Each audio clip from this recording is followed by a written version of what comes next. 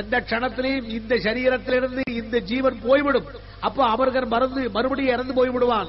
இந்த அமர்களுடைய சரீரத்தில் இருக்கிற இந்த ஜீவன் உன்னதமாய் ராஜ்ய பரிபாலனம் பண்ணுகிறது, உயர்ந்த நிலையில இருக்கு. அதனால் நம்ம தேசத்திலே நஷ்டம் ஏற்படப்படாது, இந்த அமர்கர் மறுபடியும் இறந்து போகப்படாது. அதனால் எங்கேயாவது சன்னியாசி உடலம் எங்கெங்க இருக்கோ தேடி பார்த்ததை கொளுத்தி விடுங்கள். இப்படி ராஜா உத்தரவிடுற போது இங்கே பார்த்தார் பத்மபாதர். ஏற்கனவே மண்டரமிஸ்வரர் தோற்று போறதுனாலே அவரும் சன்னியாசியாகி அவருக்கு சுரேஸ்வரர் என்றதான சன்னியாச நாமதேயத்தோட அவரும் வந்திருக்கிறார். சுரேஸ்வரர் பத்மபாதர் 2 பேரும் இருக்கிற பொழுது, ஐயோ நம்முடைய குருநாதர் விட்டு போய் எவ்வளவு நாளாகிவிட்டது, அவர் காமகலையை தெரிந்து கொள்ள வேண்டும் என்று போய் கடைசியிலே காமத்திலேயே அழிந்து விட்டாரோ, என்ன ஆகிவிட்டதோ என்ற எண்ணத்தோடு கூடவே பத்மபாதர் தெருப்பிச்சக்காரர் மாதிரி பாடிக்கொண்டு வரார். அரண்மனை வாசலிலே எல்லாரும் கேட்கும்படியாய் இறைந்து பாடிக்கொண்டு வருகிறார். தத்வமசி தத்வமசி தத்வமசி ராஜல், தத்வமசி தத்வமசி தத்வமசி ராஜல், நிர்வச்சல மானச பதாதிகமகல், நிர்வசி நீரஜசி நிர்கலித சத்வே,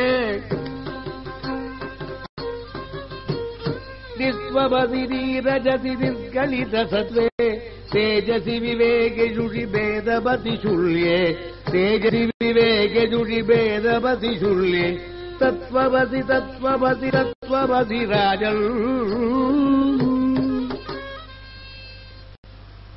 இந்த பாட்டை கேட்ட உடனே அவர்களுடைய சரீரத்தில் இருந்த சங்கரர் அந்த ஜீவனை பிரிச்சுக்கிட்டு இந்த சன்னியாசி உடலுக்கு வரார். இந்த பத்மபாதரையும் சுரேஸ்வரையும் அனுப்பின பிறகு அந்த சன்னியாசி உடலுக்கு காவல் இல்லையா? ராஜாவினுடைய கட்டளையை அனுசரித்து அந்த சன்னியாசியினுடைய உடலை கொளுத்துகிறார்கள். சங்கரனுடைய நிஜமான சரீரமானது கொளுத்தப்பட்டு எரிகிறது. ஓடி வரார் பத்மபாதர். அவர் ஏற்கனவே லட்சுமி நரசிம்மனுடைய உபாசகர் இல்லையா? பாதி சரீரம் எரிந்து கொண்டிருக்கிற போதே கண்ண முழிச்சார் சங்கரர். ஐயோ, என்னுடைய சரீரம் எரிந்து கொண்டிருக்கு. அடுத்த க்ஷணத்திலே ஸ்ரீமத் பயோ நிதி நிகேதன சக்கரபாணே போகில்ர போகமணி ரஞ்சித புண்ணியமூர்த்தே யோகீஷ சாஸ்வத சரண்ய பவதி போதா லக்ஷ்மீ நிருசிம்ம பவதேகி கராவலம்பம். ஹே லக்ஷ்மீ நிருசிம்மா, ஹே லக்ஷ்மி நிருசிம்மா, ஹே லக்ஷ்மி நிருசிம்மா, என கைதூக்கி விடுவாய். லக்ஷ்மி நிருசிம்ம பவதேகி கராவலம்பம். பத்மபாதர் ஓடி வந்தார். அவர் லட்சுமி நிருசிம்ம உபாசனை பண்ணினவர். லட்சுமி நிருசிம்ம மூர்த்தியை அவர் உடம்பில் இருந்து அவரை தூக்கி விட்டார்.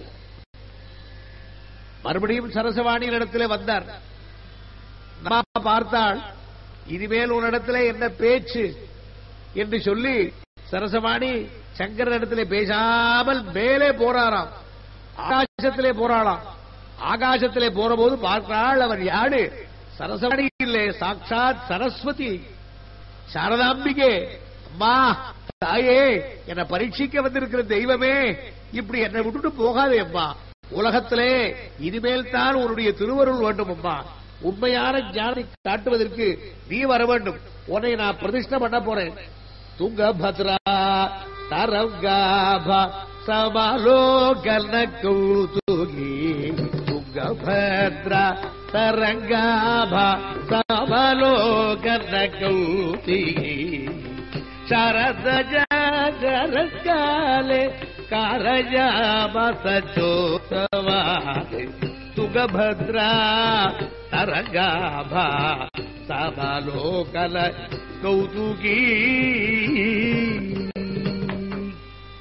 உன்னை யந்திரத்திலே பிரதிஷ்டை பண்ணி ஒரு பீட்டத்திலே உன்னை வைக்க போறேன், நீ வந்து அருள் செய்ய வேண்டும் என்று கேட்டுக்கொண்டு அந்த சுரேஸ்வரரோடு கூட பத்மபாதரோடு புறப்பட்டார்.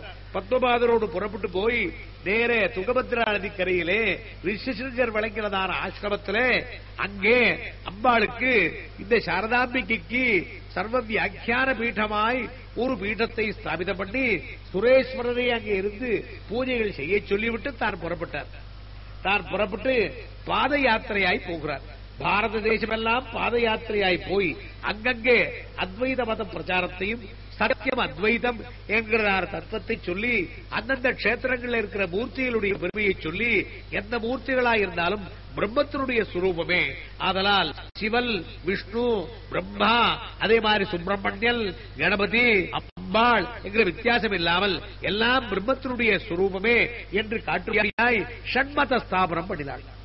6 மதங்கள், சைவம், வைணவம், சாக்தம், சௌரம், காணாபத்தியம், கௌமாரம் என்ற 6 மதங்களை ஸ்தாபிதம் பண்ணி இந்த 6 மதங்களுடைய தத்துவமும் ஒரு பிரம்மத்தினுடைய தத்துவத்திலிருந்துதான் வருகிறது.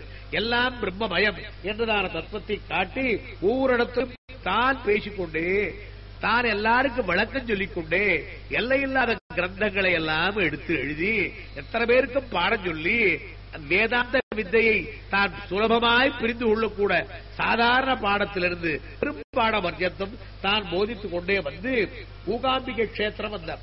மூகாம்பிகை கஷேத்திரத்திலே அங்கே ஒரு ஊமை பிள்ளை இருந்தான். ஊமை பிள்ளையை பார்க்கிற பொழுது கஸ்தூபாலா, குழந்தாய் நீ யாருன்னு கேட்டார். அவன் ஊமை, பேச மாட்டான். அவன் பேச மாட்டான்ங்கிற போது எல்லாரும் ஐயோ அவன் ஊமை, அதுக்குத்தான் உன் இடத்துல அனுகிரகத்துக்கு வந்திருக்கேன். இல்ல, அவன் பேசுவான். கஸ்துவம்பாலா, நீ யாரப்பா குழந்தை? அதுக்கு பேசினான். பூர்ணபோதோகம், நானா பூர்ணமான ஞானத்தை கொண்டவன். பூர்ணபோதோகம்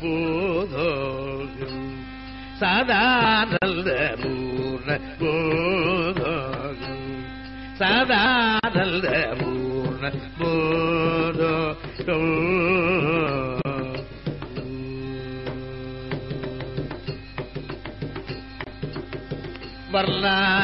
வர்ணாஸ்ரமாச்சார கர்மாதி தூரோகம் ஸ்வல்லவதகில சுக சாரகதோகம் பரிபூர்ண போதோகம். வர்ணாஸ்ரமாச்சார கர்மாதி தூரோகம். இவர் ஊமையாயிருந்தாலும் இவருடைய விஷயங்கள் பரிபூர்ணமான ஞான பூர்த்தி அடைஞ்சவர். எங்களுக்கெல்லாம் படிச்சு படிச்சு தெரிஞ்சு கொள்ள வேண்டிய ஞானத்தை பிறவியிலே அடைஞ்சவர். அவருக்கு ஞானமானது உள்ளங்கை நெல்லிக்கரி போல் தெரிகிறதனால் இவருக்கு ஹஸ்தாமலகன், ஆமலகம் என்றால் நெல்லிக்கரி, ஹஸ்தம் என்றால் உள்ளங்கை, ஹஸ்தாமலகன் என்ற பெயரோடு கூட அவரையும் அழைத்துக் கொண்டார். இப்போ சுரேஸ்வரர், பத்மபாதர், ஹஸ்தாமலகன் என்ற 3 சிஷ்யர்கள். அதை தவிர ஆனந்தகிரி என்ற ஒரு சிஷ்யர். இவருக்கு பிடிப்பு போராது, ஆனால் கைக்கரியங்கள் நிறைய பண்ணுவர், குரு கைக்கரியல் நிறைய பண்ணுகிறவர்.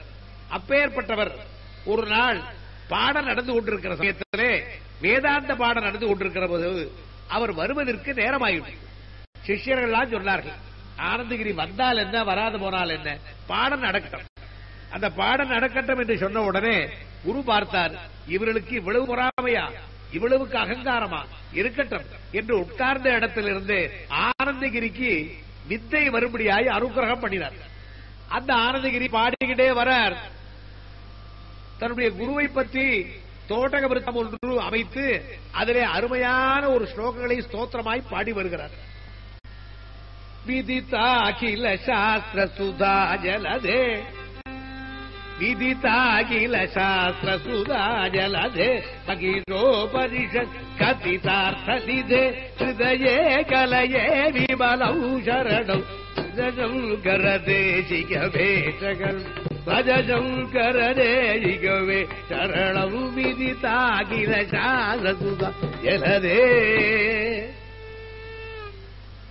விதிதாகில சாஸ்திர சுதா ஜலதே, ஹிருதயே கலயே விமலம் சரணம் பவ சங்கரா தேசிகா மே சரணம்.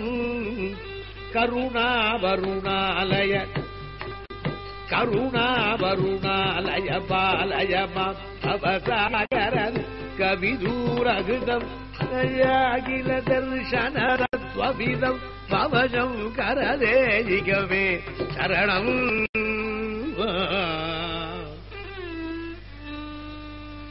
இப்படி தன்னுடைய பெருமையிலே 4 சிஷ்யர்களோடு கூடவே 4 தீவிகளிலே 4 மதங்களை 4 வேதனுடைய சாரத்தை அத்வைத மதத்தோடு கூட பேசும்படியாகவே அனுப்பி சிங்கேரியிலே ஒரு மடம், பூரி ஜெகநாதத்திலே ஒரு மடம், சிங்கேரி தெற்கே, பூரி கிழக்கே, அதே மாதிரி துவாரகை மேற்கு, பத்ரிநாத் வடக்கே, இப்படி 4 திசைகளும் 4 ஆம்நாயமான மடங்களை முடித்துக் கொண்டு தான் தாயாருடைய அந்திய காலத்துக்காகவே காலடிக்கு போனார். அந்த இடத்திலே தாயார் தன் பிள்ளை நினைக்கிற பொழுது விஷ்ணு பக்தருடைய தரிசனத்தை அவளுக்கு கொடுத்து, அவள் அந்திய காலத்திலே ஒரு சன்னியாசி வந்து பிள்ளைங்கிற ஒரு கொண்டாடுறான்ங்கிறதுனாலே அந்த ஊர்ல இருக்கிறவர்கள் யாருமே கிட்ட வராமல் இருக்கிற பொழுது தன் தாய்க்கு அந்திம சம்ஸ்காரத்தை தானே தன் கையால பண்ணினார். தானே தன் கையால பண்ணிவிட்டு, ஏனென்றால் தாயினுடைய உயர்வு ஈடில்லாதது. அதனால் எப்பேற்பட்ட எத்திகளாக இருந்தாலும் தாய்க்கு செய்ய வேண்டிய கடமை ஒரு காலம் பொய்க்காது, ஒரு காலம் மறுக்கப்படாது என்று சொல்லி காட்டினார். அங்கிருந்து பத்ரி சென்று கைலாசத்திலே சிவபெருமானை தரிசனம் பண்ணி அநேக கிரந்தங்களையும் பஞ்சலிங்கங்களையும் கொண்டு வந்து உலகத்திலே ஸ்தாபிதம் பண்ணினார். எல்லாம் முடித்துவிட்டு காஞ்சிபுர கஷேத்திரம் வந்தார். காஞ்சிபுர கஷேத்திரத்திலே சர்வஜ்ய பீட்டாரோகணம் பண்ணினார். ஏற்கனவே காஷ்மீர தேசத்திலே அவருக்கு சர்வஜ்ய பீட்டாரோகணம் ஆகியிருக்கு.